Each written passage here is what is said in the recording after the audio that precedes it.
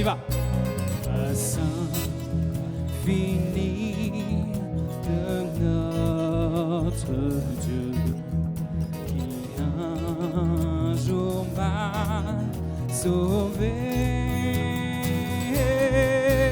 J'allais errant de lieu en lieu, alors m'a retrouvé.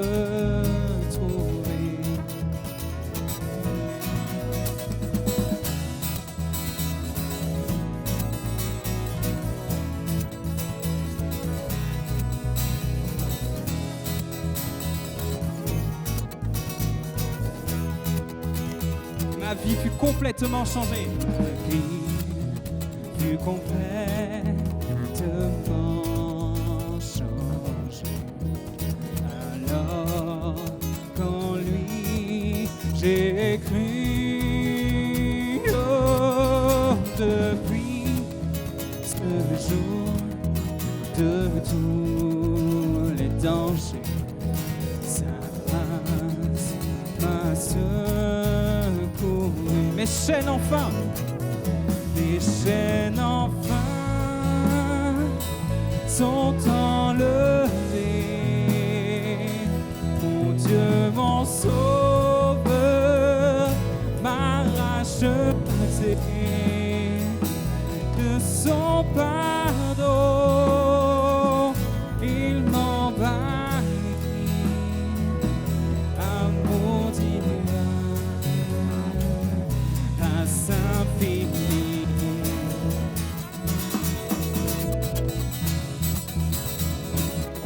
Est-ce qu'il y a de la joie dans ce lieu?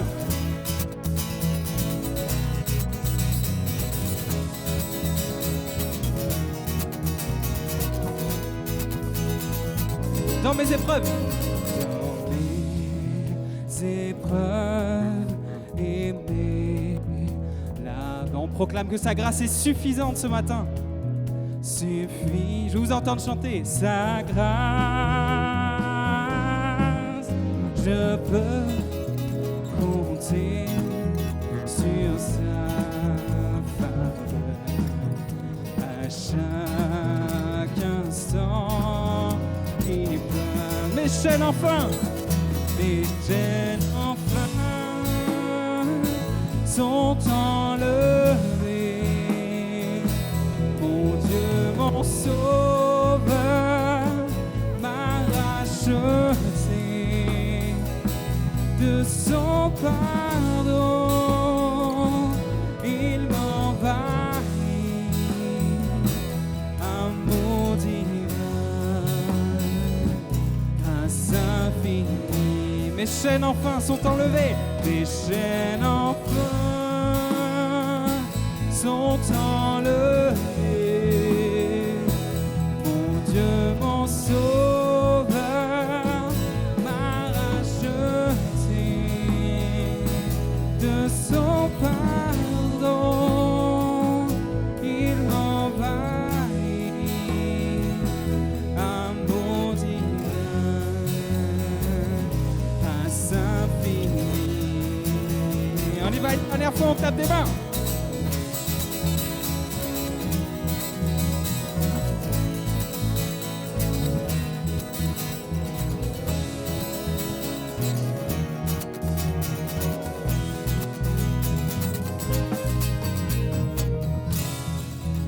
Innovation à notre Dieu ce matin, on applaudit, on l'accueille.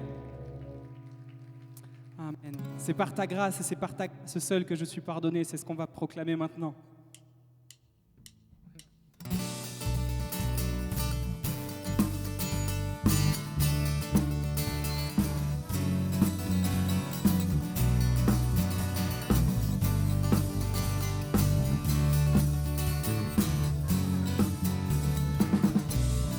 Amour parfait, tu t'es donné à la croix pour tout effacer de mes péchés. Tu t'es chargé sur le bois. C'est par ta grâce seule que je suis pardonné. C'est par ta grâce seule que tu m'as acheté. Oh, oh, merci pour la croix, ton amour pour moi. Oh, oh, ta grâce ne faillit pas.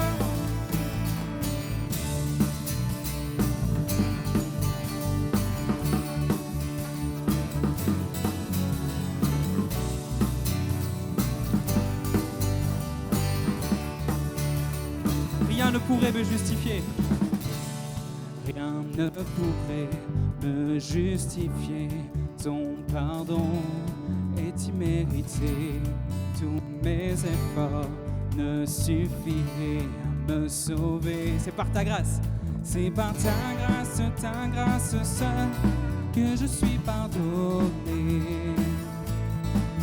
C'est par ta grâce seule que tu m'as acheté. Oh, oh, oh, merci pour la croix, ton amour pour moi. Oh, oh, oh, ta grâce ne faillit pas. Encore. Oh, oh, oh, oh, merci pour la croix, ton amour pour moi. Oh, oh, ne faillit pas.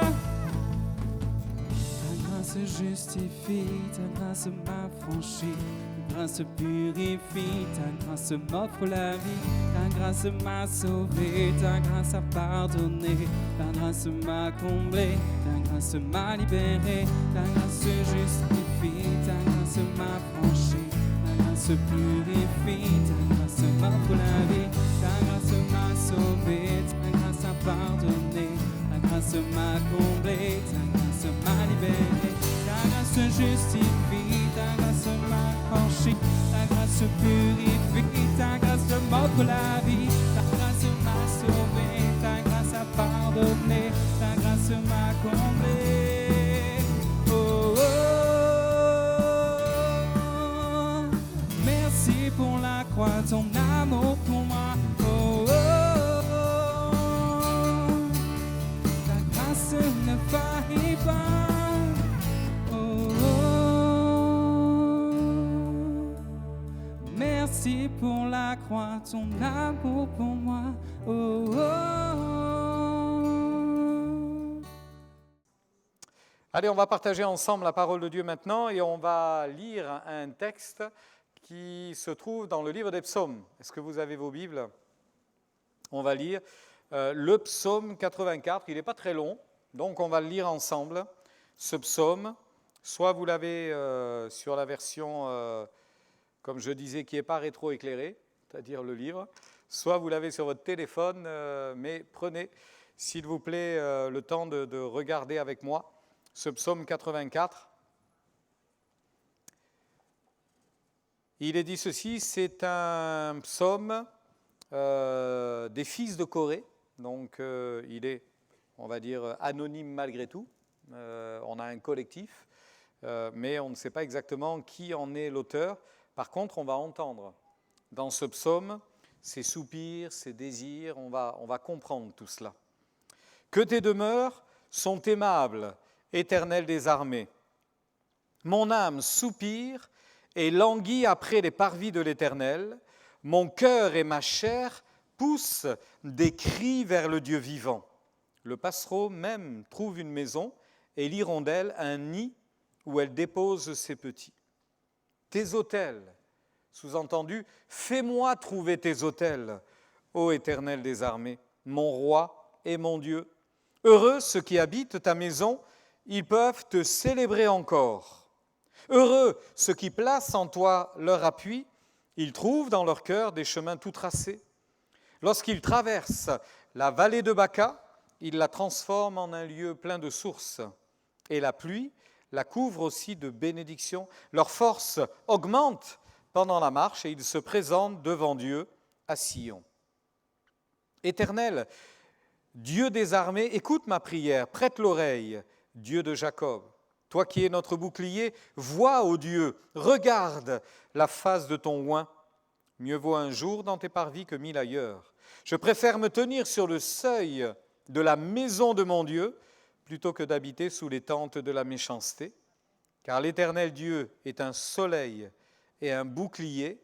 L'Éternel donne la grâce et la gloire. Il ne refuse aucun bien à ceux qui marchent dans l'intégrité.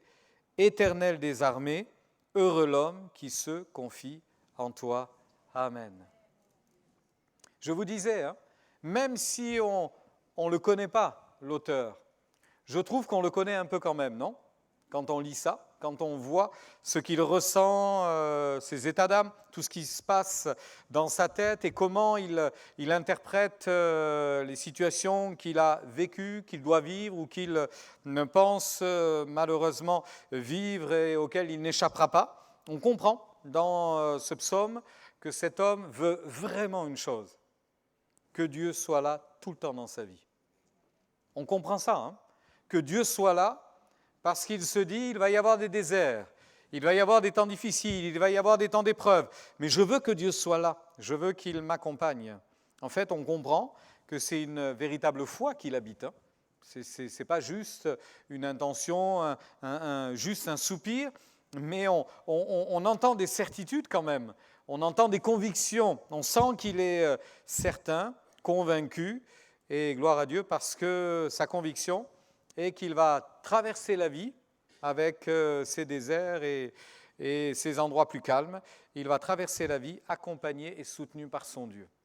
Je prie de tout mon cœur, et vous le faites vous aussi, n'est-ce pas, que Dieu ne nous lâche jamais la main, n'est-ce pas? Alors, c'est une prière qui pourrait paraître inutile parce qu'il ne nous lâchera jamais la main. Celui que je tiens dans ma main, personne ne pourra l'en ravir. Ce qui pourrait arriver, c'est que notre main échappe. C'est que nous, on lâche la main pour différentes raisons.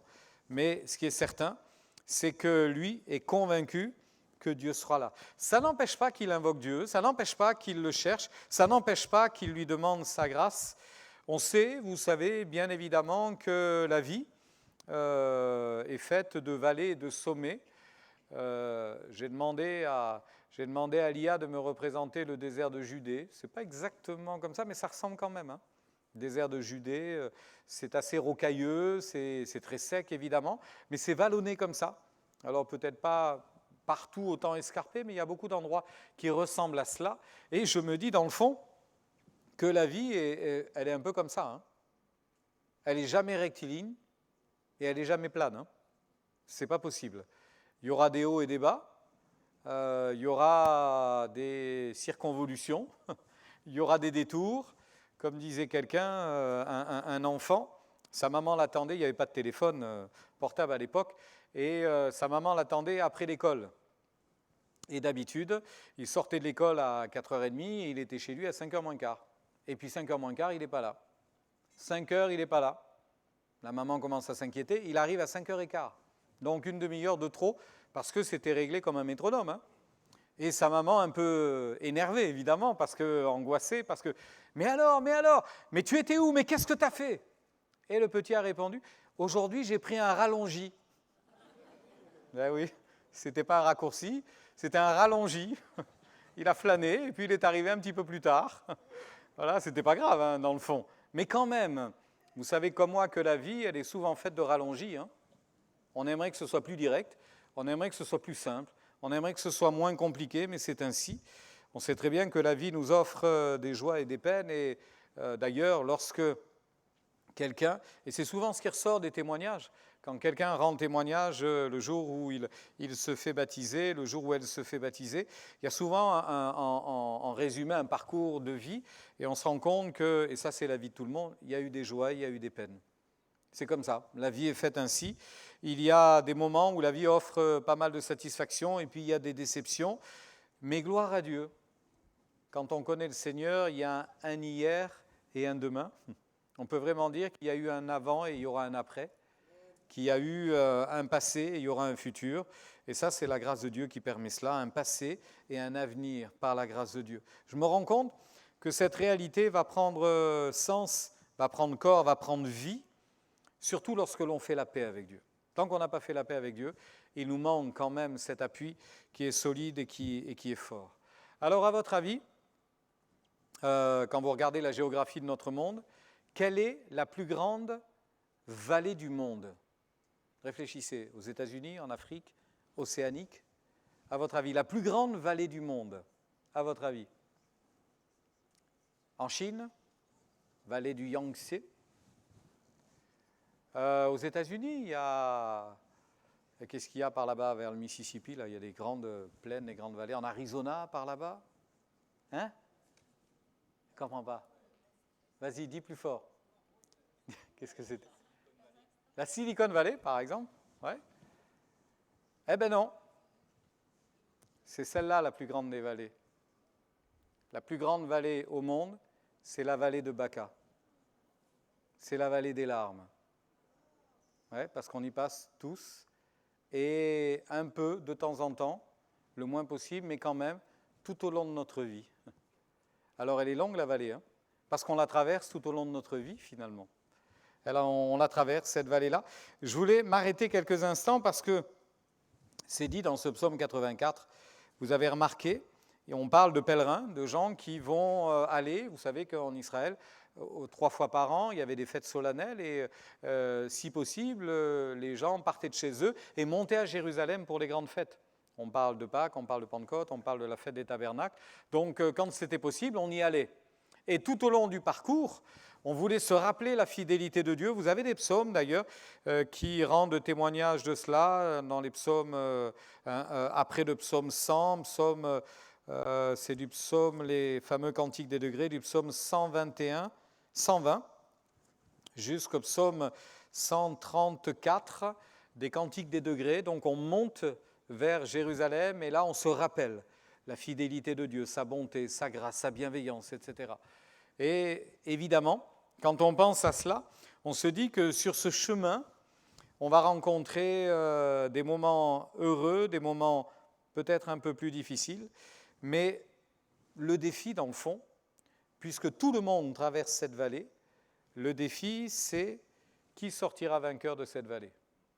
C'est ça le défi, hein. Et la volonté de Dieu, sans aucun doute, c'est qu'on en sorte tous vainqueurs. Et je prie de tout mon cœur, évidemment, qu'on en sorte et que vous en sortiez vainqueurs. Mais bien souvent, quand on est dans une situation difficile, quand on est dans une situation dure, où c'est difficile d'avancer, il y a 2 questions qui nous viennent immédiatement à l'esprit. C'est pourquoi je suis là et combien de temps ça va durer. En général, c'est ça. En général, quand on a une difficulté, on se pose la question, mais j'espère que ça va vite. On répond en disant, j'espère que ça va vite s'arrêter, pourvu que ça ne dure pas trop, et puis on aimerait en sortir le plus rapidement possible. C'est un peu comme un sablier, le temps s'écoule. Et dans le sablier, vous n'avez pas du sable, vous avez des larmes, les unes après les autres, et c'est le temps qui passe, le temps qui passe. C'est quand même assez incroyable, parce que quelquefois, on s'est même posé la question dans une difficulté, mais elle est où la sortie? Je ne vois pas la sortie. C'est pas vrai? On voit la situation, on voit le problème, on aimerait bien, on sait qu'on aimerait que ce soit autrement, de vivre les choses autrement, mais on ne trouve pas la sortie. On ne trouve pas la sortie. Il y a quelque chose de vraiment encourageant, et on va le voir dans un instant, bien évidemment, mais finalement, quand on se pose de telles questions, comment je vais sortir de cette vallée des larmes, comment je me suis retrouvé là, est-ce que j'en sortirai vainqueur, est-ce que je ne vais pas prendre trop de coups jusqu'à être épuisé, ne pas réussir à me relever? Finalement, la solution, elle est dans la remarque, elle est dans la question, en fait, la solution. Parce qu'il est dit ceci, lorsqu'ils traversent la vallée de Baca, les personnes, tout de suite après, il est dit, ils, ces mêmes personnes, ils la transforment en un lieu plein de sources, et la pluie la couvre aussi de bénédictions. Alors on va revenir un instant sur ce processus, mais ce qui est certain, c'est que dans le texte, il est parlé de traverser la vallée. Ça veut dire pas mourir dans la vallée. Ça, c'est très important. Quelquefois, on a tellement de peines, tellement de difficultés, qu'on dit, c'est terminé, j'abandonne. Je meurs là où je suis. je n'ai pas le courage de continuer, je n'ai pas le courage d'avancer. Non, non. On traverse la vallée. Il y a un commencement, mais il y a une sortie. Et la volonté de Dieu, c'est que chacun de vous, chacun d'entre nous, parce qu'on ne peut pas échapper à traverser à un moment donné de notre vie une vallée de larmes, plaise à Dieu qu'elle soit traversée et qu'on arrive de l'autre côté. Amen. Qu'on y arrive de l'autre côté. Alors, il y a un processus, parce qu'on voit bien que le psalmiste regarde loin, loin. C'est comme s'il voyait la porte au loin. Et il dit, c'est compliqué, il y a des hauts et des bas, c'est sinueux, il fait chaud, c'est aride, je prends des coups, j'ai soif, je ne comprends pas, mais je vois une porte au fond. Ça me fait penser, cette image, à l'histoire, vous la connaissez, c'est un livre qui a été écrit il y a quelques centaines d'années par un homme qui s'appelait John Bunyan. Il a écrit une histoire qui s'appelle « Le voyage du pèlerin ». Vous connaissez ça, hein ? Le voyage du pèlerin. Si vous ne connaissez pas ce livre, on doit en avoir à la bibliothèque, non ? On en a plein. Allez voir Daniel Mampio, elle va vous en prêter plein, on en a quelques-uns. Le voyage du pèlerin, ça raconte l'histoire de la vie chrétienne, mais c'est tellement bien écrit, ça a été écrit en prison d'ailleurs, tellement bien écrit, qu'il y a toute une symbolique derrière cela. Et les personnages que vous rencontrez ne s'appellent pas Paul, Henriette, Robert, Lucienne, non ? C'est espoir, désespoir, tranquillité, fardeau, enfin, tout est imagé, mais franchement, c'est excellent. C'est excellent. Merci à cet auteur anglais qui nous a sorti ce livre, formidable, hein, John Bunyan. C'est quand même extraordinaire, cette vision qu'il a eue, et cette allégorie, la manière dont il a pu raconter cela. Mais il fixe un but, la cité céleste. Il l'a dans le viseur, hein, la cité céleste. Et il dit, ça va être compliqué, il va y avoir des difficultés, mais moi, je veux aller là-bas. Et frères et sœurs, on n'a qu'un seul but, hein, c'est aller là-haut, n'est-ce pas ? Notre seul but, c'est le ciel. On ne veut pas s'arrêter avant, on ne veut pas être découragé avant, on veut arriver jusque-là. Alors, j'en viens à cet homme qui se voit déjà à Jérusalem, finalement, dans la maison de Dieu. C'est un peu sa maison, hein.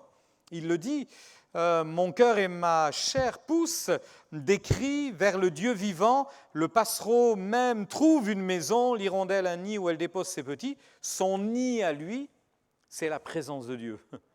Son lieu de sécurité, son lieu où il sera bien, c'est la présence de Dieu. Et il soupire, je veux à nouveau être à Jérusalem, je veux être devant ton autel, je veux t'offrir un sacrifice, je veux me présenter devant toi encore. Il a un espoir, il a une espérance, et ça va le porter bien évidemment.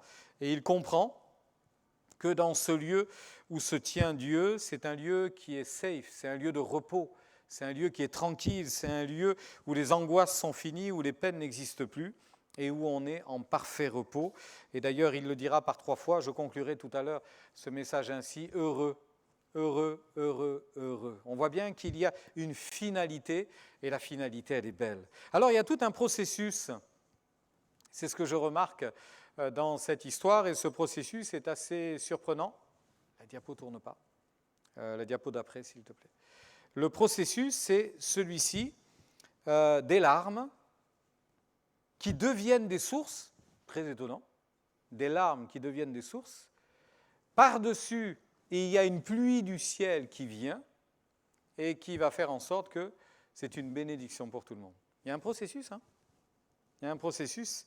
J'en viens à ces larmes. Comment des larmes pourraient se transformer en source ? Je vais vous donner 2 exemples, juste 2 exemples. Un dans l'Ancien Testament, un dans le Nouveau. Vous prenez le roi David. Roi David, un homme selon le cœur de Dieu. D'accord avec ça ? Le roi David, un homme qui a marqué son temps, qui est resté comme un modèle.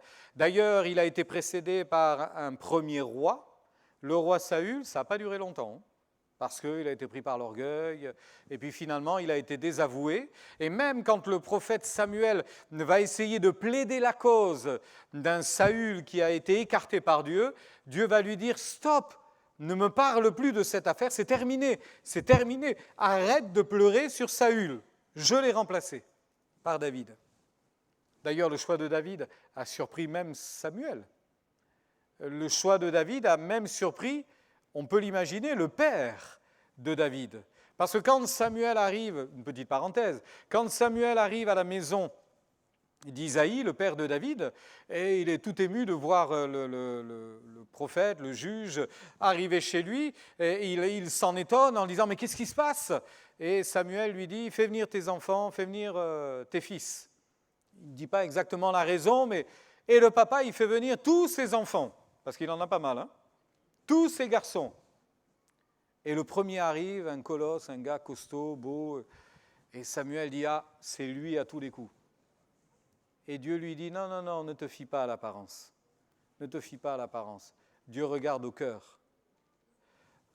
Et quand il se tient devant, Samuel dit, non, c'est pas lui. T'en as pas un autre? Si, j'en ai un autre, en file indienne. Hein. Et le deuxième arrive, il dit, oh, il est pas mal celui-là aussi, ça doit être lui. Dieu dit, non, c'est pas lui. Il va tous les passer, apparemment tous. Il les passe tous, et aucun. Ça ne parle pas, il n'y a pas d'écho dans le cœur de Samuel. Et Samuel est surpris quand même, parce qu'en général, Dieu ne se trompe pas. D'accord avec ça? En général, Dieu ne se trompe pas. Hein. Alors il se tourne vers Isaïe, il lui dit, mais sont cela tous tes garçons? Sont cela tous tes fils? Et tout d'un coup, le papa dit, oh non, j'en ai un dernier, mais il est dans les champs, il garde les troupeaux, je n'ai pas pensé à lui, il est tout jeune, c'est un ado, il a 17 ans. Et Samuel dit, écoute, fais-le venir, moi je ne pars pas tant qu'il n'est pas venu. À peine il arrive, Dieu lui dit, c'est lui. Donc il y avait vraiment une approbation divine. Hein. David, quand même, il a été choisi, approuvé de Dieu. Et puis David, au moment où les rois se mettaient en campagne, 2 Rois, chapitre 11, qu'est-ce qu'il fait? Il reste à Jérusalem, il ne part pas en campagne. En campagne, il ne partait pas à la campagne, hein. Il partait faire la guerre. Hein. Quand on part en campagne, on part faire la guerre. Et là, il n'y va pas. Il ne veut pas y aller, il reste à Jérusalem et là, il se fait piéger. De façon terrible, il va convoiter une femme qui n'est pas la sienne, il va la faire venir dans le palais, il va coucher avec cette femme, pas sûr que cette femme elle ait forcément eu envie, toujours est-il qu'on n'a pas les détails, mais on sait juste une chose, c'est que ce qu'il a fait ce jour-là a fortement déplu à l'Éternel.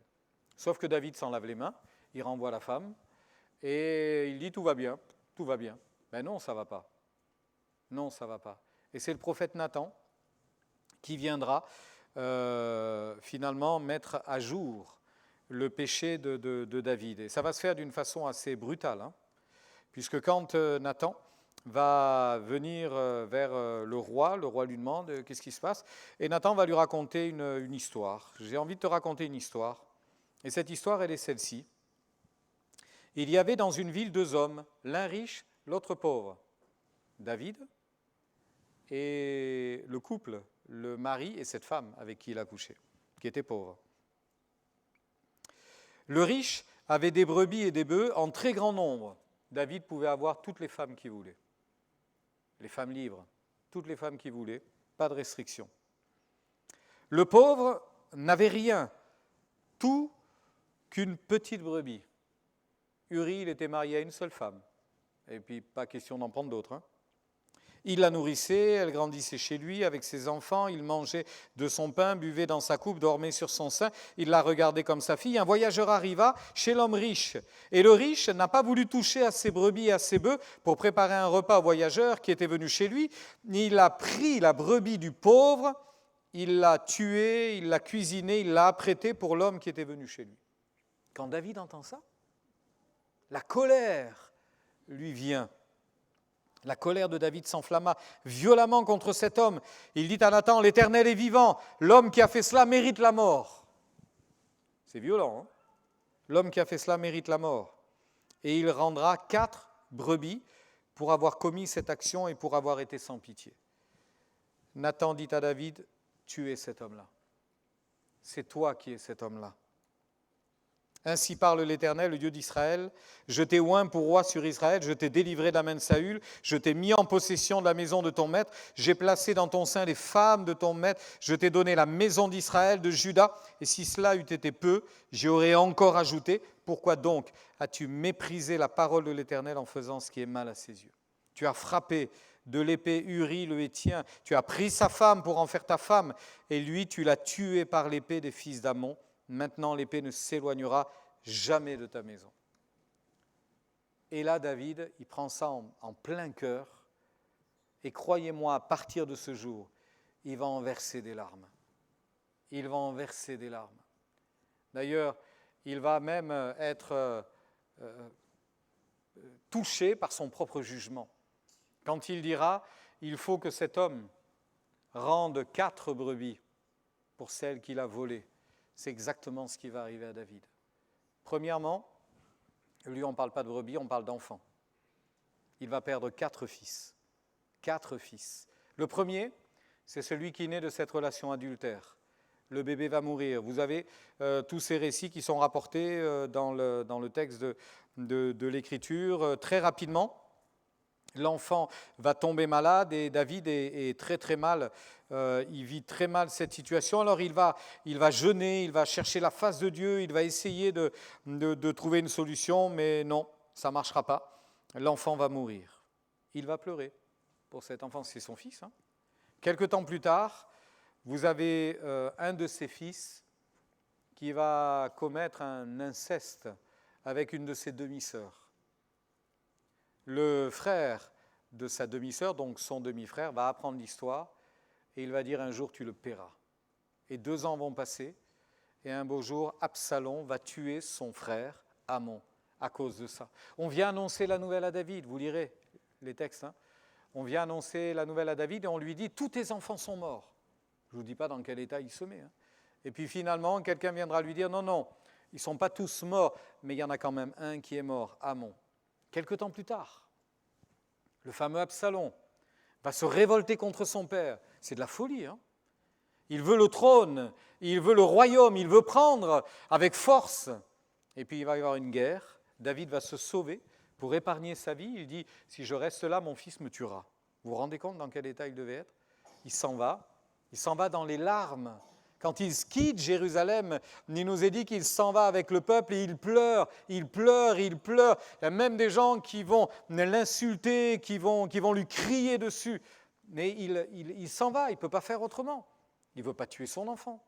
Il ne veut pas une guerre avec son fils. C'est un de ces généraux qui s'en chargera, le général Joab, partira à la poursuite d'Absalom, alors que David avait dit « Ne faites pas de mal à mon fils ». Et pourtant, Absalom va être tué, on va le transpercer de plusieurs lances. Et là encore, David va très très mal supporter la chose. Quand on vient lui annoncer cela, mais il est dans un état, vous ne pouvez pas imaginer dans quel état il est. Il va crier, saisi d'émotion quand on lui annonce la mort de son fils. Il va monter dans la chambre au-dessus de la porte et il va pleurer. Il disait en marchant, mon fils Absalom, mon fils Absalom, que ne suis-je mort à ta place, Absalom, mon fils. On l'a entendu dans tout le palais. Certains viendront le calmer en disant, n'en rajoute pas trop parce que quand même, c'était une guerre civile. Si tu veux que le peuple reste avec toi, mais c'est incontrôlable. C'est son fils. Et puis un dernier mourra, Adonijah. C'est fou, ça ne s'arrête pas. Mais en fait, ce dernier qui mourra, c'est au moment de la succession et de la montée sur le trône du roi Salomon. Adonijah va essayer de prendre le trône et lui aussi va être jugé et il va mourir. En fait, quand on lit l'histoire de David, vous comme moi, on y trouve des sources d'encouragement, c'est pas vrai?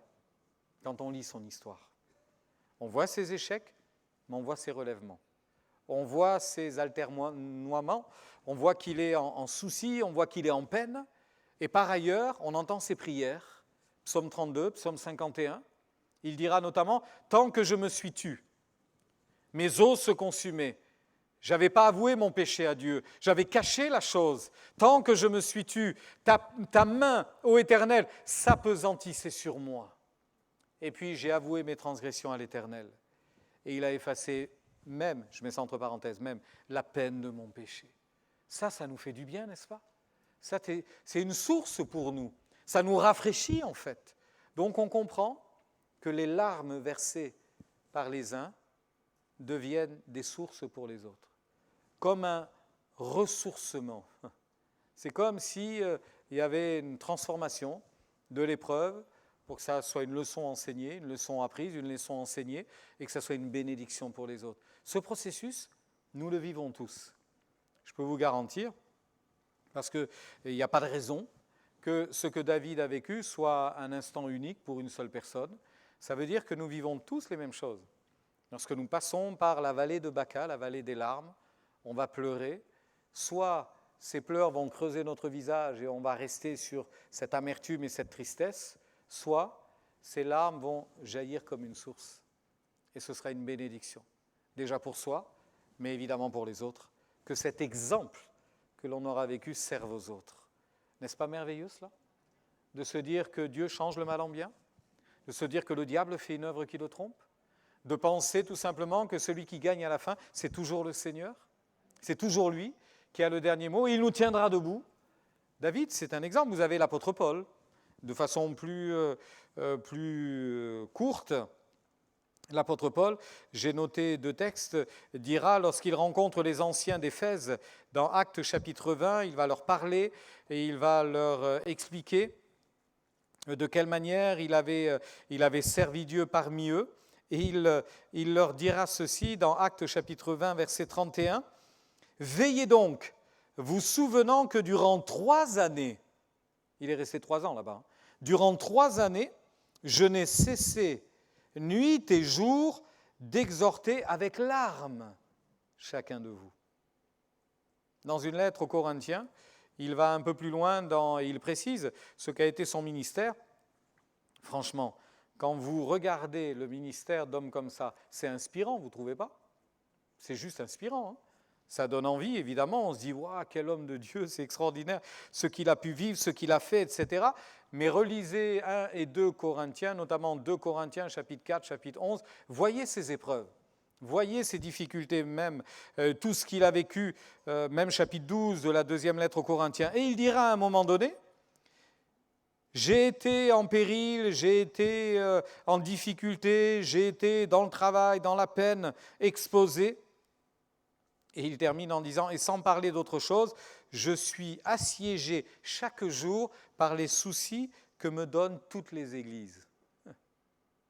Lui, il s'occupait indirectement de milliers de croyants. Ça faisait des milliers de soucis, forcément. Et frères et sœurs, est-ce qu'on n'est pas en souci pour notre frère, pour notre sœur?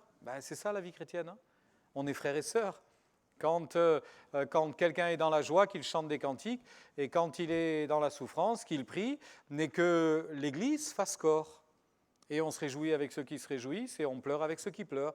Donc, la vie est faite de ces soucis-là qui peuvent entraîner des larmes. On va prier avec larmes, on va crier à Dieu.